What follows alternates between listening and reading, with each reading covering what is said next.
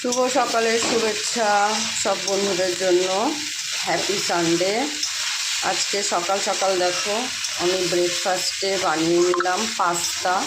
আমি খাবো না, কিন্তু সবার জন্য করে দিলাম, কারণ অনেক দিন ধরেই এটা পড়ে রয়েছে, করা হয় না। পাস্তা কে কে খেতে ভালোবাসো কমেন্ট করে বলো বন্ধুরা। দেখো পাস্তা বানাচ্ছি, রেডি হয়ে গেছে আমার পাস্তা। যাই, এই যে দুটো থালায় বেড়ে নিয়েছি, নিচে নিয়ে যাব, একটা আমার শাশুড়ি মার জন্য, একটা ওই ভাইয়ের জন্য, আর এখানে কড়াতে আছে, বাচ্চারা খাবে। চলো বন্ধুরা, সকাল সকাল শুরু হয়ে গেছে আমার যুদ্ধ। আজকে বাড়িতে গেস্ট আসবে, ঠিক আছে, ওই জন্য বাজার এসেছে শুধু দেখো, কারণ লোকজন তো সবসময় আসে না।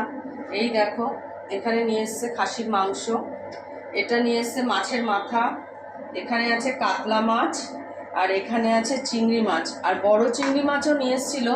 বড় চিংড়ি মাছটা আমি ফ্রিজে রেখে দিয়েছি, বড় চিংড়ি মাছ আজকে বানাবো না। তা চলো, আর সবজি বাজার করে নিয়ে এসছে, একটু ডাব নিয়ে এসছে, একটু শশা নিয়ে এসছে, একটু উচ্ছে নিয়ে এসছে।